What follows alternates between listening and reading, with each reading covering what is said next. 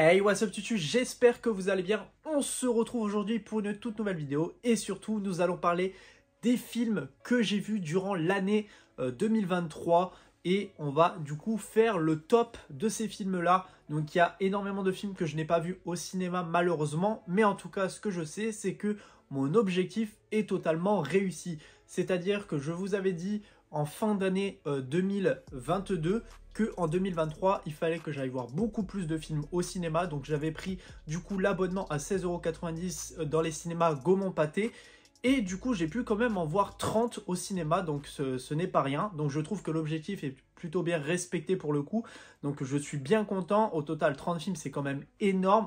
Surtout qu'en plus, il y a eu de très très bons films. Donc malheureusement, dans le top, il n'y aura pas forcément certains films que je voulais absolument voir et que par manque de temps, je n'ai pas pu les voir. Donc ils ne seront pas forcément dans les tops. Mais en tout cas, on va du coup voir un petit peu tout ce que j'ai mis dans ce top par rapport aux 30 films que j'ai vus et leur classement bien évidemment. D'ailleurs, n'hésitez pas à me dire vous, qu'est-ce que vous aurez mis en termes de classement et quel film vous avez été voir durant cette année, ça m'intéresse énormément. J'essaierai encore une fois d'aller voir beaucoup plus de films l'année prochaine à peu près au même stade que ça. Du coup, 30 films, c'était quand même plutôt intéressant. Et par contre, je ne vais pas épiloguer sur chaque film, sachant qu'il y a la critique de chacun de ces films sur ma chaîne YouTube. Donc, n'hésitez pas à aller les voir si vous voulez avoir du coup plus de profondeur, beaucoup plus de détails pour ces critiques. Du coup, on va commencer sans plus tarder à la 30e place. Du coup, il s'agit du film 65, La Terre d'avance. C'est le film que j'ai le plus détesté du coup durant cette année 2023.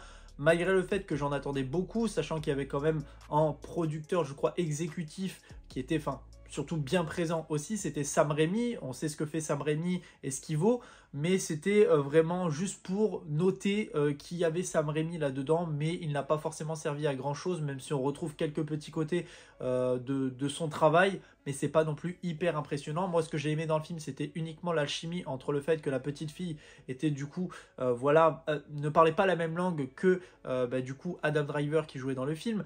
Et donc voilà, ils essayaient de communiquer ensemble et tout, c'était hyper intéressant. Voilà, c'était vraiment un film un peu basé sur la survie dans un moment vraiment très hostile. Mais sur le coup, franchement, le film ne dégage absolument rien. Je trouve que le film sur 1h30, c'est hyper long. J'ai vraiment détesté ce film et ouais, je pense que faudrait que j'essaye d'avoir un deuxième visionnage par rapport à celui-ci, mais en tout cas, j'en garde pas un bon souvenir concernant celui-ci et je trouve qu'il y a beaucoup de scènes et de moments qui sont totalement bâclés. On passe maintenant au 29e film. Il s'agit de Astérix, l'Empire du Milieu. Alors c'est vrai que avec un film avec autant de budget, je crois 60 millions, un truc comme ça, qui est pour le coup très énorme. C'est vrai que quand j'avais fait ma critique, j'en avais parlé dans le bon sens, mais après deuxième visionnage, je trouve qu'il y a beaucoup de moments qui sont tellement mauvais, tellement agaçants, et surtout qu'il n'y a pas non plus d'excellence par rapport à ce que le film veut essayer de montrer de l'histoire, même s'il y a certains moments qui sont plutôt cool, surtout avec certains personnages, mais on voit que le film a juste été fait pour voilà, se dire qu'il y a tel ou tel guest là à l'intérieur de ça, sans forcément apprendre en profondeur le fait qu'on parle tout simplement de Astérix et Obélix et non pas que d'un enchaînement de guests pour essayer de montrer quelque chose là-dedans.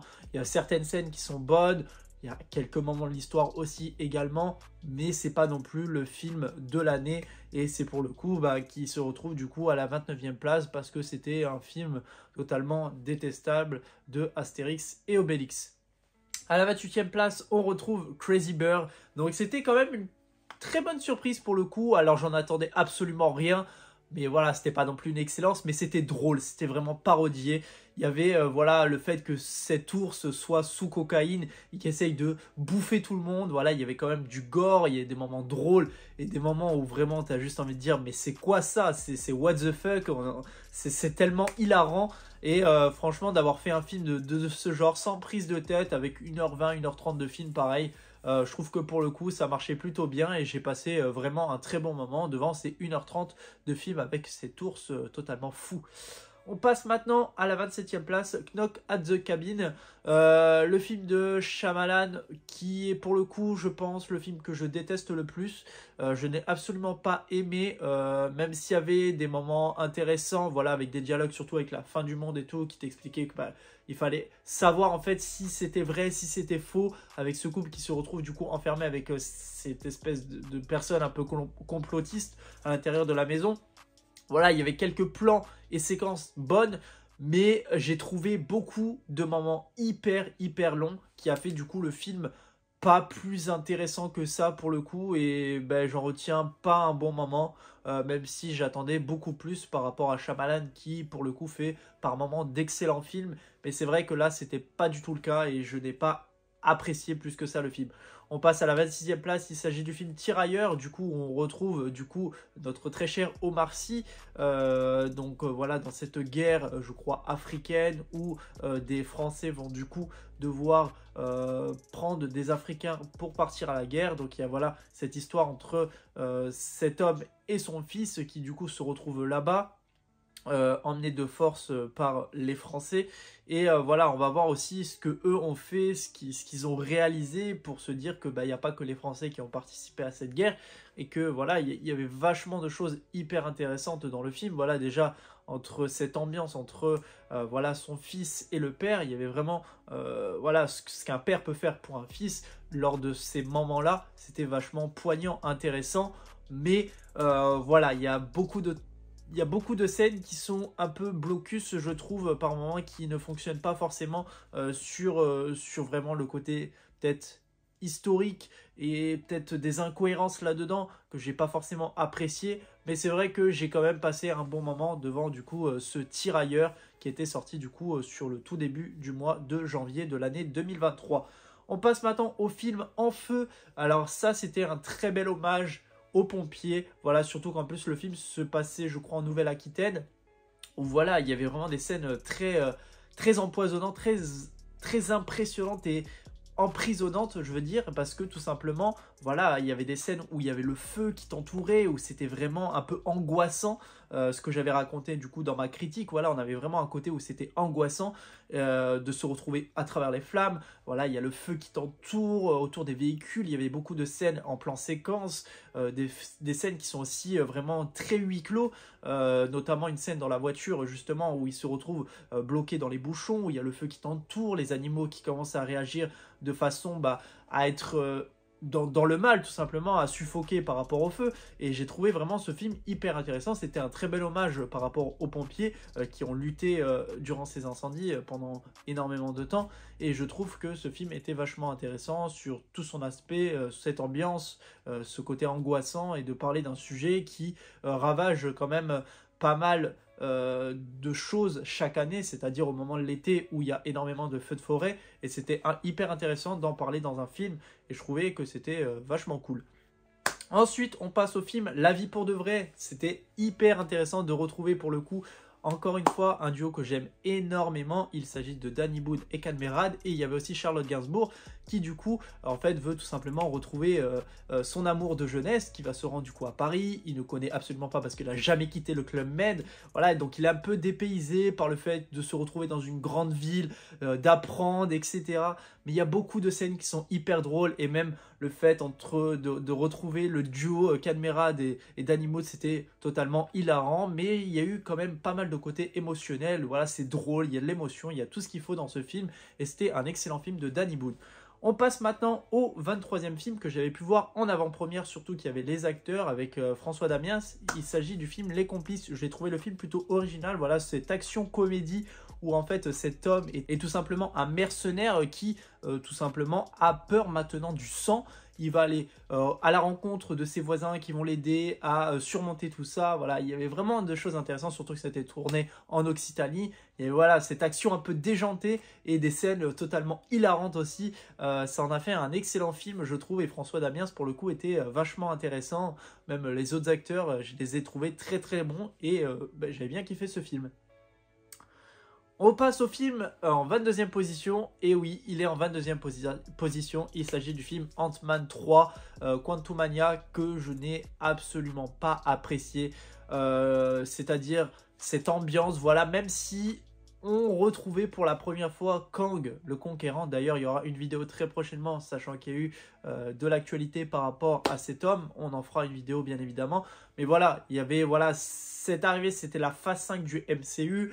Nouveau personnage qui arrive, Kang le Conquérant, dans ce monde, voilà, Ant-Man et tout, etc. Mais les décors étaient pas forcément beaux, j'ai pas trouvé voilà ce côté du MCU que j'aime beaucoup, sachant que j'aime énormément les films de Ant-Man, sachant que le premier et le deuxième étaient très bons. Mais là, pour le coup, j'ai été vraiment très déçu. Il n'y a rien qui fonctionnait, l'ambiance n'était pas bonne, les costumes aussi. Voilà, l'histoire était très mauvaise. J'ai passé pas un bon moment devant celui-ci. D'ailleurs, c'est toujours le film que je n'ai pas acheté du MCU de cette année. Et ouais, j'ai pas apprécié ce Ant-Man et la Guêpe Quantumania. C'est dommage. On passe maintenant 21e place. Il s'agit de Shazam 2. Pour le coup, lui, je l'ai apprécié. Le premier était très bon. Voilà, le fait que du coup, cet enfant se transforme en super-héros, qui a vraiment ces mimiques un peu enfantines, parce que tout simplement, voilà, il est dans la peau d'un adulte, mais c'est totalement un enfant.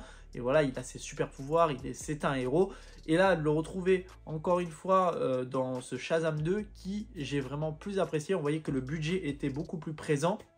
Voilà, il y avait pas mal de choses hyper intéressantes, avec des choses encore parodiées, des moments drôles, des moments que j'aime beaucoup, surtout que j'aime beaucoup cet acteur, Zachary Levi, qui est un acteur que j'aime et j'apprécie énormément. Et j'ai trouvé que dans ce Shazam 2, toute l'ambiance était présente, l'action, etc. Et c'était un film hyper intéressant pour le coup.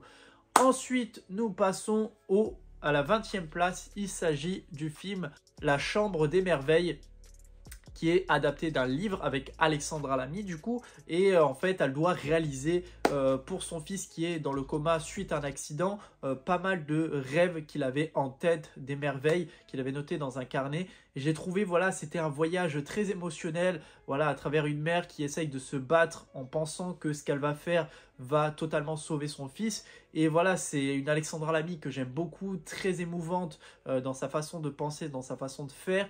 Et il y avait vraiment quelque chose que j'ai beaucoup apprécié du début à la fin dans ce film-là. Et je trouve que ce film était vachement intéressant. D'ailleurs, je ne sais même pas pourquoi il n'est pas sorti en Blu-ray, il est qu'en DVD. C'est totalement dommage. Mais en tout cas, j'ai vraiment apprécié celui-ci.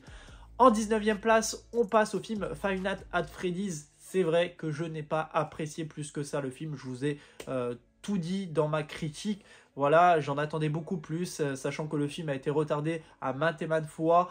Où voilà, on attendait beaucoup plus. C'était l'adaptation d'un jeu vidéo. On voulait de l'horreur, on voulait vraiment quelque chose d'hyper intéressant. L'histoire était bonne, mais c'était pas non plus l'histoire du siècle. On aurait pu faire tellement mieux par rapport à ça. Les acteurs étaient quand même vachement bons, mais il y a beaucoup d'incohérences, beaucoup de facilité scénaristique par rapport à tout ça. Et voilà, après, à part ça, les costumes des animatroniques étaient bons, mais sur l'ensemble, après, je trouvais ça pas non plus excellent. Même s'il y avait par exemple la scène où je trouvais à chaque fois qu'il dormait, il revivait cette scène où son frère se fait totalement enlever. Voilà, il y avait des scènes hyper intéressantes et bien amenées, mais le reste du temps, sur les 80% du film, c'était pas appréciable du tout. Et ça, c'est plutôt dommage pour un film qu'on attendait depuis pas mal de temps. On passe maintenant en 18e place, Scream 6. Alors j'avais beaucoup apprécié le fait que sur celui-ci, on change d'air, on change d'univers, on se retrouve à New York, les acteurs sont encore là. Mais voilà, il y avait beaucoup plus d'horreur, ça c'était vachement intéressant. Mais encore une fois, c'est pas un film qui peut non plus révolutionner les films d'horreur dans ce genre. Sachant qu'on arrive au 6e opus, ça commence à faire extrêmement long. Même s'il y avait des choses intéressantes, on se doute encore une fois de ce qui va se passer. C'est toujours la même chose, c'est redondant en fait à force et à force. Et je trouve que celui-ci ne mérite pas plus en termes de place, même s'il y avait des choses intéressantes pour le coup, mais ça en reste là. Maintenant, à 17e place, un film que j'ai été encore une fois voir en avant-première. Il s'agit de 3 jours max, où j'avais pu voir du coup la bande à Fifi. Et c'était un film vachement intéressant et très drôle, encore une fois, comme le tout premier avec 30 jours max. Là, on se retrouve 3 jours max où ça part entre Paris, nous avons eu aussi Abu Dhabi, etc. Enfin, pas mal de villes différentes et des moments drôles, de l'action, encore une fois, déjanté avec une bande à Fifi que j'aime beaucoup.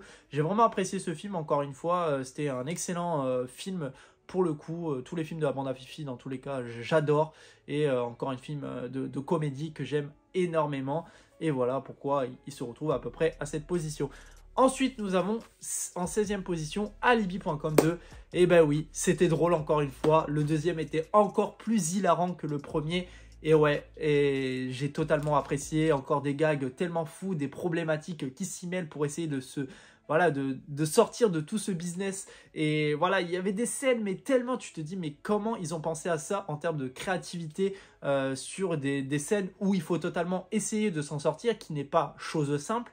Mais on y arrive et on a des gags, on a tout ce qu'il faut. Et c'est vrai que c'est encore une fois un film très réussi de Philippe Lachaud que j'ai adoré. On passe maintenant en 15e position, il s'agit de Ninja Turtle Teenage Year. Alors j'ai adoré le fait qu'on puisse refaire un film sur les Tortues Ninja, surtout avec cette animation un petit peu 2D que j'aime beaucoup, qu'on avait pu retrouver dans énormément de films maintenant, que ça commence à se développer, voilà ce style 2D un peu dessiné, comme avec le chapeauté qu'on avait pu voir, les bad guys, etc. Mais on essaye de plus en plus à utiliser voilà, ce côté-là. Et c'est vrai que sur ce film-là, j'ai vraiment adoré. Voilà, on parle de l'enfance des Tortues Ninja. Voilà, il y a énormément de personnages. La rencontre aussi avec, du coup, je ne sais plus comment elle s'appelle, la journaliste. Mais voilà, on sait que le film voulait faire quelque chose d'hyper intéressant dans toute son ambiance, dans tout son aspect. C'est coloré, c'est fun, c'est déjanté. Il y a beaucoup de moments que j'aime énormément. Il y a de l'action, il y a tout ce qu'il faut dans celui-ci. C'est un très bon film d'animation des Tortues Ninja. D'ailleurs, avec la scène post-générique, on sait très bien qu'il y aura un deuxième opus. Et moi, j'ai totalement adoré. J'ai trouvé ce film totalement génial.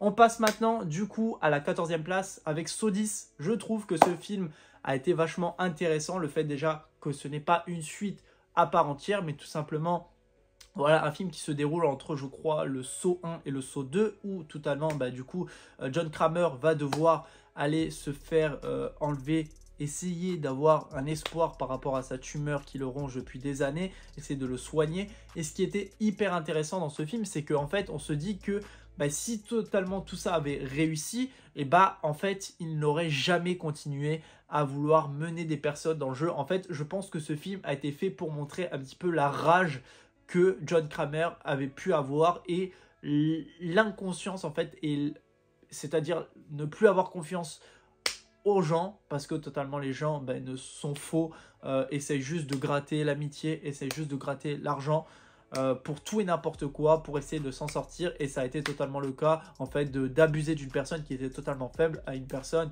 du coup qui était un peu plus vulnérable, essayer de lui prendre tout ce qu'elle pouvait, tout son argent.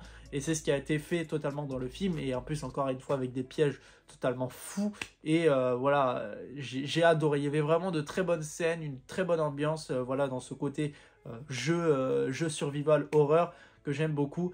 Et je trouve que celui-ci était vachement intéressant en termes de Saw 10, sachant qu'il y a Saw 11 qui sortira en 2024. Bien évidemment, on en reparlera sur la chaîne. On passe maintenant à Gran Turismo, un film que j'attendais énormément avec Orlando Bloom. Nous avons aussi également David Harbour et l'acteur qui joue le personnage principal, je ne sais plus comment il s'appelle. Mais j'ai vraiment adoré ce film. Voilà, il y avait vraiment ce côté jeu vidéo avec plein de plans que j'aimais beaucoup. Et voilà, le fait que ça soit une histoire vraie, qu'on raconte vraiment ce sport automobile et cette académie de Gran Turismo qui était vachement intéressant. Voilà, le dépassement de soi, l'espoir, etc. Et on avait vraiment, comme j'ai dit, cet aspect jeu vidéo qui marchait excessivement bien. Parce que voilà, c'est vrai, certes, il y a l'histoire, mais on essaie quand même de se dire, il faut rattacher tout ça au jeu vidéo, à comment ça a été fait, comment le jeu peut te montrer telle ou telle chose. Et ça, c'était hyper captivant. Et j'ai trouvé le film avec beaucoup d'émotion, beaucoup d'espoir et d'enjeu. Et c'était un film qui était hyper intéressant. D'ailleurs, j'attends le Blu-ray avec impatience qui va sortir. Du coup, là, je crois même qu'il est sorti. Et je l'attends énormément, mais je l'ai demandé à Noël. Donc on verra tout ça. On passe maintenant à John Wick 4. Encore une fois, 12e place, John Wick 4 qui était hyper cool aussi. Voilà, ces gunfights et tout, cette ambiance, cette photographie qui était juste poignante, qui conclut extrêmement bien la fin de John Wick. Surtout que ça se déroulait à Paris et ça c'était vachement intéressant dans ces plans-là et dans cette séquence. J'ai adoré ce film. Voilà, il y a beaucoup d'action, beaucoup d'enjeux aussi également. Et j'en ai totalement eu les frissons tellement que ce film était hyper intéressant en termes d'action. J'ai adoré. On passe maintenant du coup à la 11e place avec The Creator. Voilà le film sorti en septembre où il n'y a pas eu forcément une très bonne promotion et comme par rapport au film. Mais franchement, c'est un film que j'ai adoré avec du coup le fils de Denzel Washington, je sais plus comment il s'appelle, mais j'ai adoré. Voilà, le fait d'avoir ces humains contre l'IA, il y avait énormément de plans hyper intéressants, sachant qu'en plus le réalisateur c'est celui qui a fait du coup Rogue One, un film Star Wars que j'ai totalement adoré. Et là du coup de revoir ce film un peu SF, cette ambiance, ces robots, etc., ces combats entre tout ça et cette histoire qui était juste hyper intéressante déjà entre voilà cette IA et le personnage du coup qui est dedans. Voilà, il y avait vraiment une bonne alchimie entre les deux qui était juste hyper intéressante. Et voilà, dans tout ce que le film voulait dégager, il a très bien montré. J'ai adoré ce film, c'était vachement intéressant. 10e place, Donjons et Dragons. Oh là là, ce film, quelle fantaisie, quel plaisir de voir un film aussi intéressant avec un Chris Pine juste remarquable. Nous avons aussi tous les autres personnages qui sont dedans avec cette fine équipe. C'est drôle, il y a de la fantaisie, il y a de l'aventure, c'est très coloré, il y a une très belle photographie, c'est drôle, il y a tout ce qu'il faut de l'action, etc. Ce film, je l'ai totalement adoré, les effets spéciaux sont juste remarquables. Donjons et Dragons, je valide absolument. On passe à la 9e place, Les Trois Mousquetaires. Alors là, ce film, alors c'est vrai que j'adore ce réalisateur qui est du coup Bourbelon, qui a totalement fait le film Eiffel que j'avais apprécié. Là, cette fois-ci, il revient avec du coup Les Trois Mousquetaires et un casting juste impressionnant. Nous retrouvons Eva Green, également nous avons Pio Marmaille, mais aussi François Civil, etc.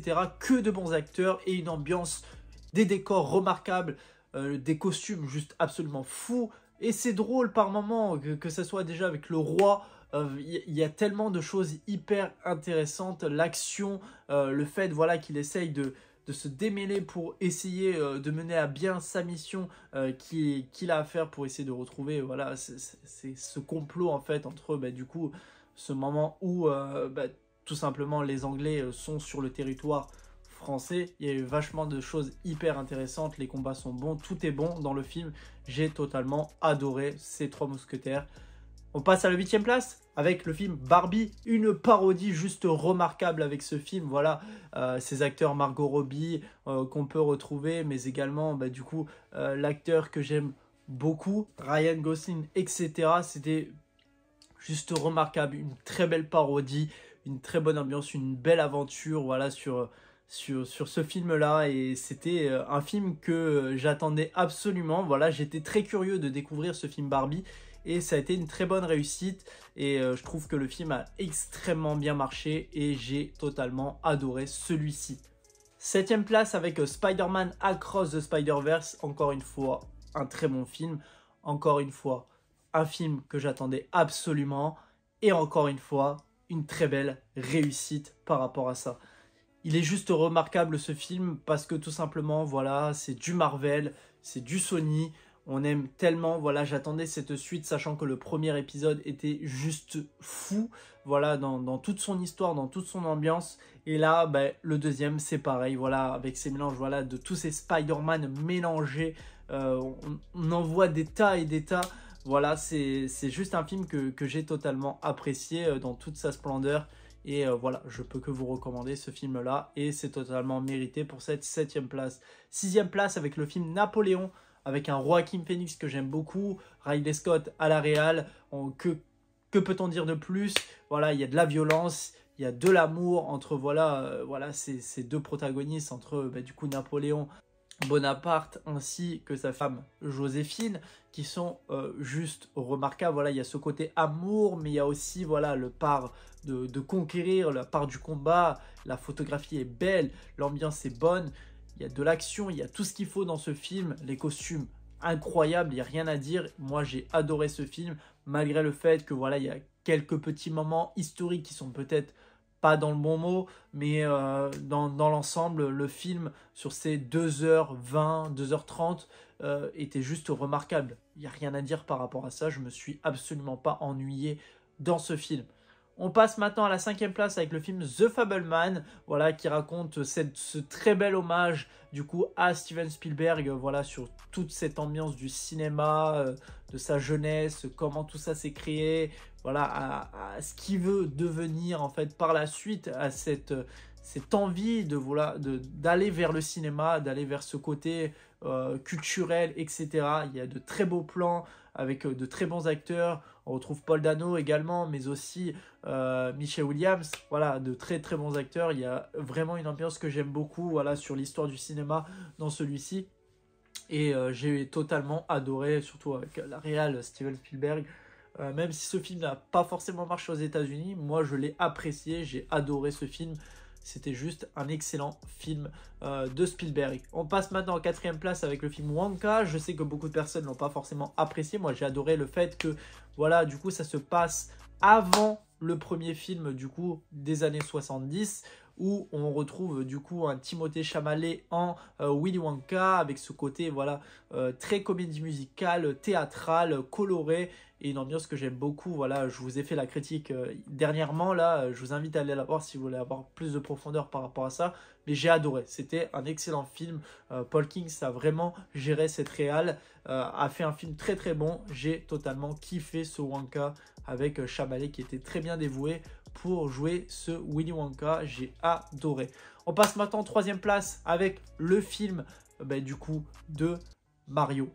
L'excellent fan service jeu vidéo de cette ambiance fait par Illumination et Nintendo sur ce jeu vidéo que j'aime beaucoup. J'ai adoré ce film.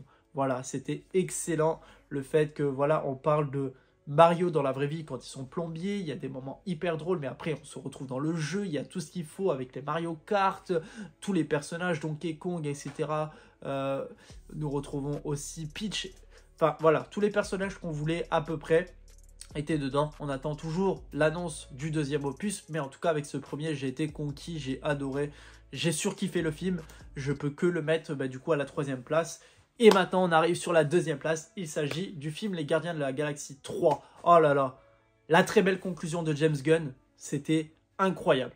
Voilà, de parler de la vie de Rocket, c'était important, c'était hyper intéressant, beaucoup d'émotions. J'ai adoré. Voilà, c'était la dernière fois qu'on allait voir cette équipe des Gardiens de la Galaxie. Il a très bien conclu la chose avec tout ce qu'il fallait, toute cette aventure, toute cette ambiance. Ce côté action du film du MCU qu'on aime par-dessus tout, d'excellents dialogues et aussi un méchant remarquable. J'ai adoré, j'ai totalement adoré. C'était un excellent film de James Gunn, toutes les musiques, tout allait bien en fait dedans. Il y a même des plans que j'ai adoré, des plans séquences qui étaient juste remarquables pour un film du MCU. C'était pour ma part, je pense, le meilleur film du MCU de cette année. Il n'y en a pas eu beaucoup, mais lui, il a été très très haut. Il a été très très haut. J'adore Les Gardiens de la Galaxie et c'était vraiment le meilleur film pour le coup. On passe maintenant du coup au dernier film. Il s'agit du film Babylone, le film de Damien Chazelle avec Margot Robbie et également du coup Brad Pitt, qui était le film sur le cinéma que je voulais absolument voir. Voilà, qui parle du cinéma en fait, du début de l'ère du cinéma hollywoodien avec le passage avec du coup au début où c'est le cinéma muet, après c'est plus le cinéma muet, ça évolue, il y a voilà tout ce côté où ça s'embrouille, ça part dans tous les sens. C'était vraiment un côté, une industrie cinématographique qui a commencé à évoluer dans le bon sens comme dans le mauvais, parce que ça a créé aussi pas mal de défauts, pas mal de choses qui ont été du coup dans le fait que ça ne pouvait pas marcher, des choses qui marchaient, d'autres non. Mais c'était une ambiance et un côté très parodié aussi dedans. Et voilà, il y a une scène déjà, la première scène qui commence, voilà, c'est tout orangé, tout jaune. Enfin, il y avait une très belle photographie aussi dans ce film, de très beaux plans. Et voilà, aussi Diego Calva qui joue dedans, qui a été pour moi le meilleur rôle pour le coup par rapport à Margot Robbie et du coup Brad Pitt. J'ai adoré, j'ai totalement adoré ce film. C'était pour le coup le meilleur film par rapport au cinéma, même avec la scène finale qui te parle de tout ça. Il y avait juste énormément de choses à faire et énormément de choses à dire qui ont été totalement bien exploitées. Ça, il n'y a rien à dire là-dessus parce que la scène finale est totalement un hommage au cinéma sur son évolution, sur son caractère, sur tout ce que le cinéma fait vivre encore. Et j'ai totalement adoré celui-ci et c'est pour le coup et pourquoi il se retrouve à la première place par rapport à tout ça. Donc voilà du coup pour les 30 films que j'avais du coup à vous présenter, à vous parler durant mon classement des 30 films du coup que j'ai été voir au cinéma en 2023. Du coup on se retrouvera en 2024 pour parler du coup de tous ces nouveaux films. Il y aura bien évidemment mes attentes films de 2024 qui sortira sur la chaîne YouTube très prochainement. J'espère en tout cas que cette vidéo vous aura plu. N'hésitez pas à me faire savoir dans les commentaires si tel ou tel film vous les aurez mis à des places beaucoup plus importantes ou non. J'ai hâte de voir avec vous tout ça dans les commentaires. N'hésitez pas à liker la vidéo, la commenter, la partager et surtout vous abonner. On se retrouve très prochainement pour une toute nouvelle vidéo. Allez, salut tout le monde. Peace!